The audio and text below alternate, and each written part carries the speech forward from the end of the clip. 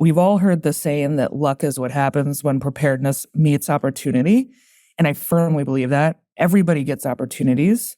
I think the question is, do you recognize them and are you prepared? Welcome to the Heidrick Struggles Leadership Podcast.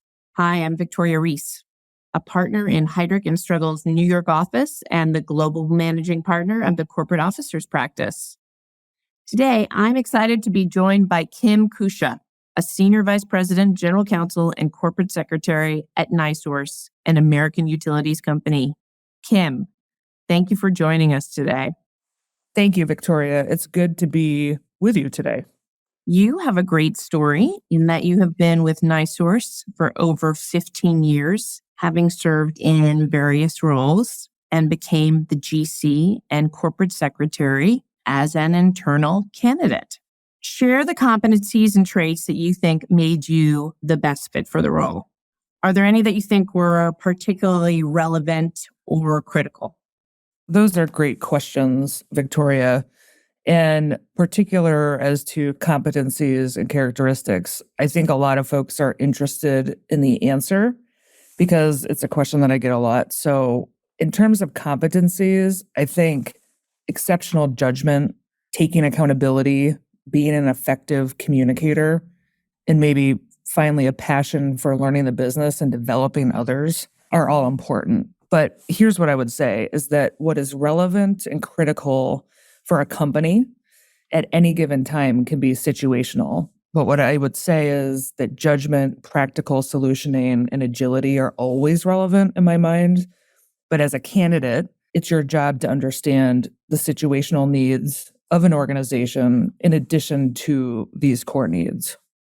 Kim, would love to know what are some ways that NiSource's leadership supported you with your development and retention? Sure. I have been blessed to work with some truly magnificent leaders, all of whom I have learned different things from. While at NiSource, the company has been led by 3 CEOs, and I also had 2 GCs before me. The reasons that I have stayed here so long have been because I've been able to experience incredibly challenging work and different work, both on the business side and on the legal side. And I think those opportunities were equally laterals as much as promotions.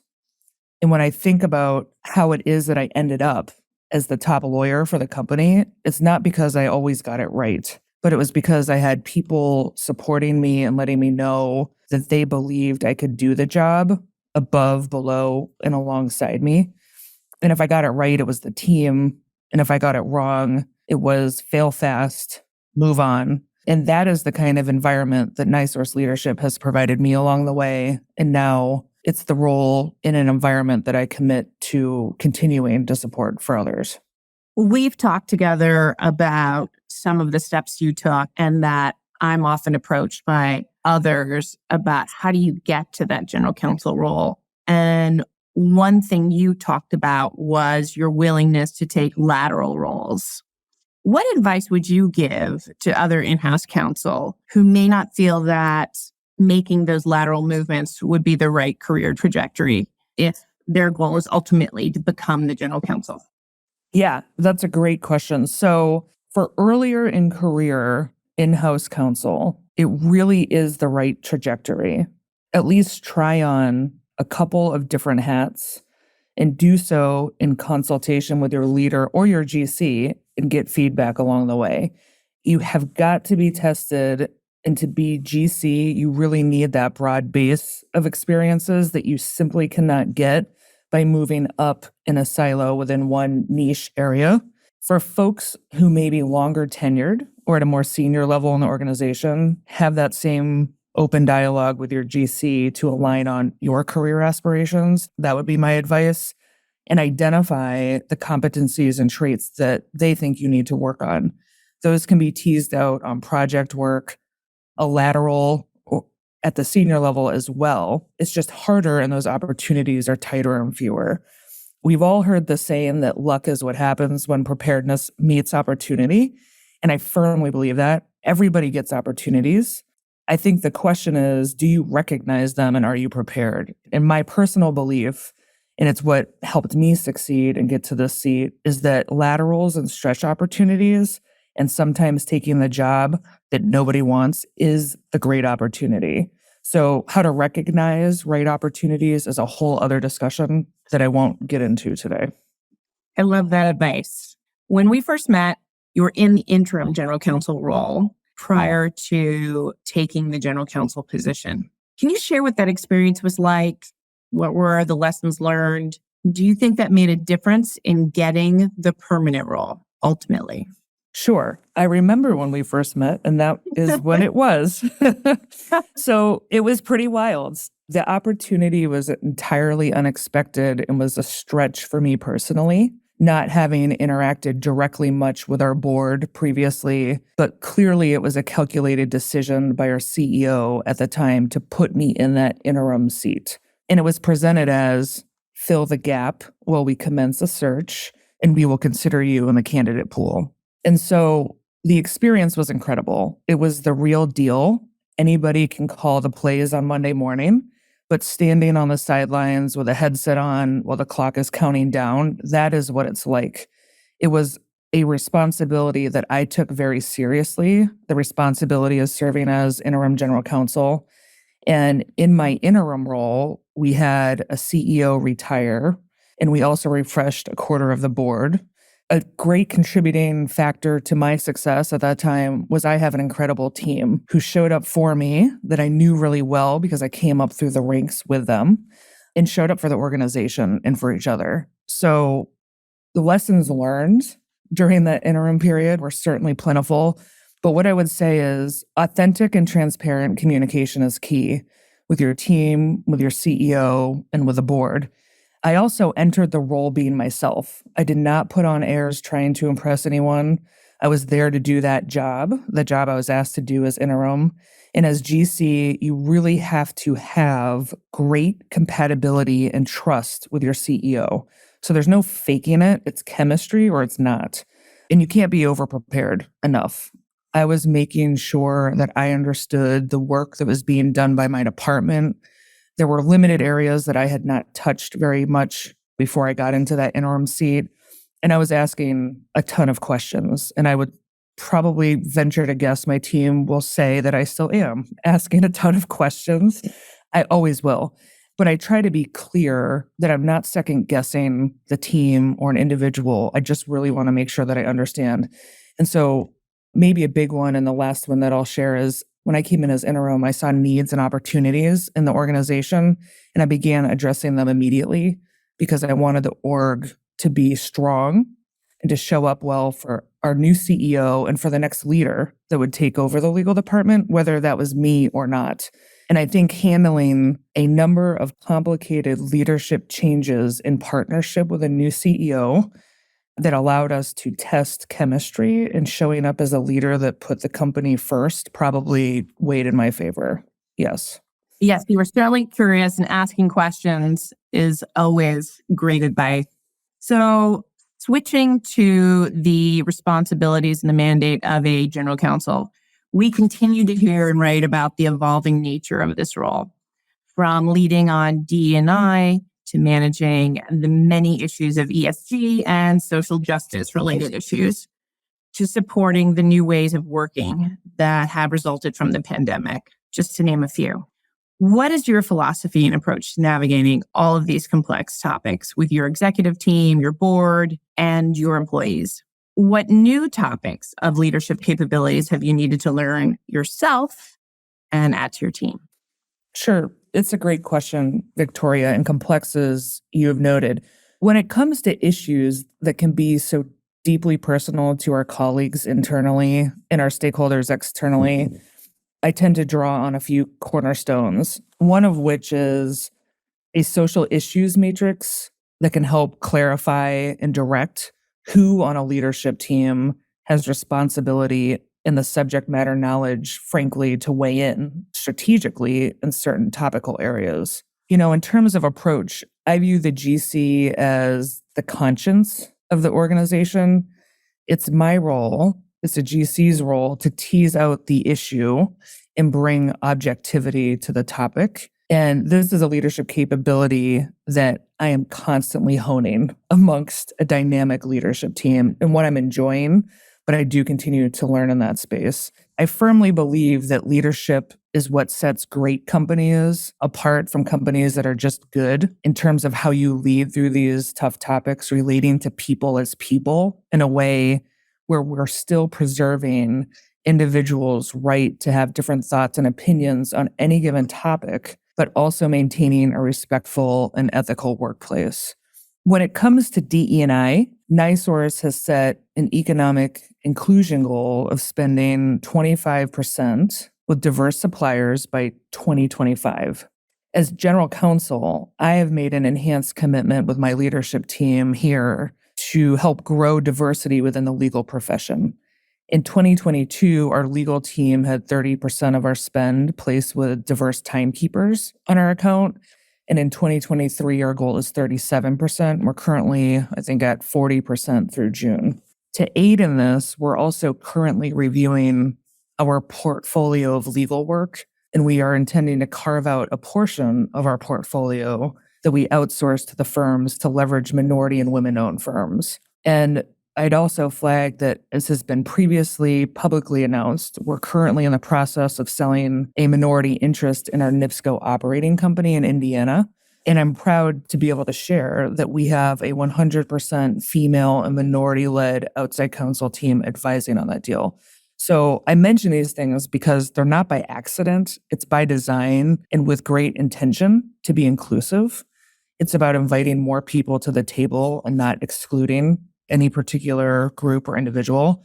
And I think navigating these topics, social, DE&I, all of it, can be really tricky. But my personal belief is discussion and education and data with my team, with the profession, goes a long way. With all of the evolution in this role and the complexity and the matters you focus on, it's critical for a general counsel to have strong collaboration and empathy abilities. What are your thoughts on this, and how do you approach that responsibility in your day-to-day interactions? Sure. As GC, you need to collaborate with all members of the executive management team because, well, you're supporting them in their organizations from a legal and a risk-based perspective. So I view it as part of my role and my teams to understand the personalities of our C-suite members, the roles that they have, the priorities and the strategy that they are driving within their teams. And I've aligned my team around our executive team to best support those individuals and priorities.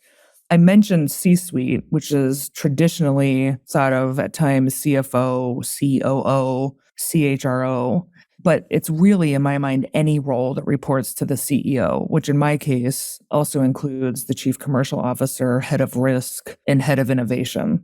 So to ensure value-added day-to-day interactions, my leadership team and we've designed a system where each of my leaders serves in a liaison role with each member of the C-suite, a liaison to the legal department, so that we are ensuring tailored services to the business based on their specific needs, which I think also shows that the legal department really cares. And especially, we found it to be effective in times of high execution and high innovation and change. And I'd say more pointedly, it doesn't matter what the function is. If there's any role that's reporting to the CEO, it's a function within your organization and work is taking place. And I feel that it's my obligation as GC to understand it so that we can properly support and advise. And anyone that's worked closely with me, and most people on my team have heard me say, I will always get the lawyers a seat at the table with a business, but it's their job to keep it, to add value, to show up, to be practical, to really learn how to connect on a personal basis with their business partners. And you can only really do that if you're understanding their strategy and needs. Both in your experiences growing your career at NiSource and also managing a team, you've talked about mentorship and sponsorship and support. What advice may you give your younger self or other lawyers coming up in an in-house environment? Sure. Mentorship and sponsorship, so important and both required for rising leaders and frankly, anyone to get to this level. But it's also such a bonus too, right? I mean, it's just as important to give it back as it is to receive it. And I've had a number of mentors, continue to have several. Some of them have found me. Some of them found me when I didn't think I needed them. And some I have found myself. So many for different purposes and at different times. And I'm grateful that I've had a few core of them stick around for the duration and actually become great friends.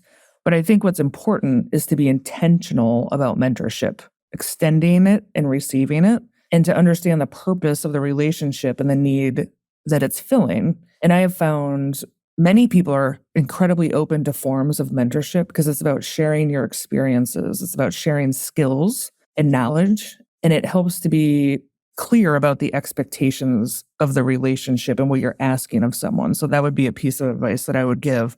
When it comes to sponsorship, I wouldn't be in this role today if it was not for sponsorship. For the people who have had trust and confidence in my capabilities at different points in my career and backed me for certain opportunities, a sponsor is putting their name, their reputation, their brand behind you.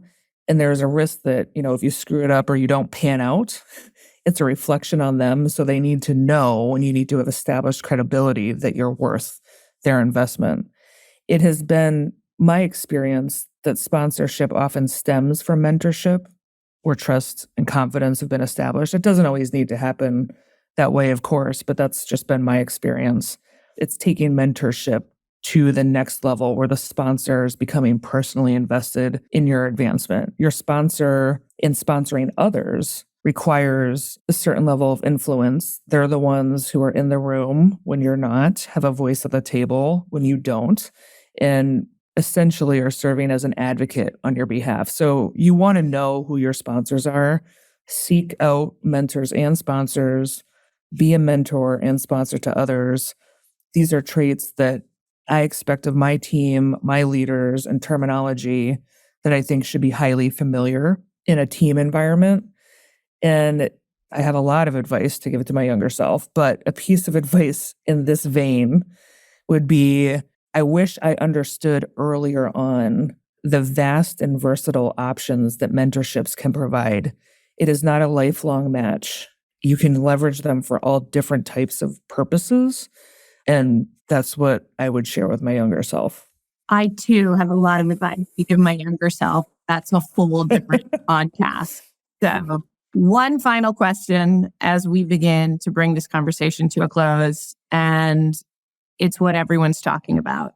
We can't leave the conversation without talking about AI. As a general counsel, how are you navigating this inflection point we're at? How do you balance between innovation and managing the risks inherent in AI, both known and really unknown to us? It is the headline. It's the question everybody's asking. So I am navigating this inflection point with a lot of optimism and caution. That's how I'm navigating it. And with close collaboration with our information technology and cybersecurity teams, and more regularly talking to peers in our law firms about how they are leveraging it. We talked a little bit earlier about collaborating with a business and complex issues. This is a perfect example of a substantive issue. So with respect to navigating AI, we are navigating it within our own in-house legal department and the legal work that we oversee and that I oversee. And there's also supporting the company as we navigate this issue. So with AI, we're striking this balance between innovation and managing the risks, known and unknown. And there's all kinds of risks out there. And that's, to me, what is really catching the headlines. There's ethical risks, there's data privacy risks, there's systems and security risks, there's bias risks because generative AI is learning, but what is its source of learning?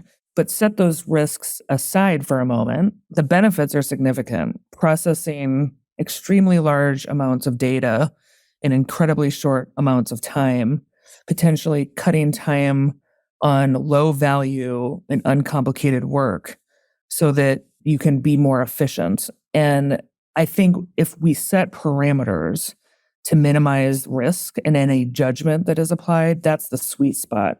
And inherently, as lawyers, we are slow to adopt change, such as AI. And I read an article that talked about the legal profession's slow adoption of email because of concerns for breaking privilege and the like.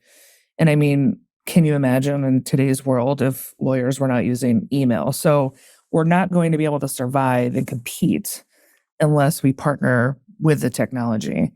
And from a legal application perspective, we as lawyers, I think, will be best suited to work together to learn how to integrate AI in our profession. I truly do see it as eliminating that low value, easy drafting work in our work as people, increasingly focusing on relationship building with our clients, leveraging our judgment, applying it to AI generated results or complex legal issues, and developing industry expertise and offering strategic guidance. So in my current space, I see the law firms being very much more ahead of in-house departments because I don't have the dollars in-house to really pursue any research in this space. And it's becoming increasingly the topic with the firms and with peers, as I mentioned a little bit earlier.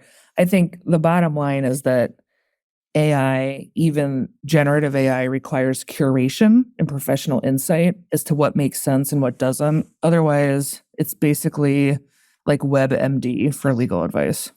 Kim, thank you so much for making the time to speak with us today and inspiring all the internal candidates that are out there. Great advice. Thank you so much. Thank you, Victoria. It was absolutely my pleasure.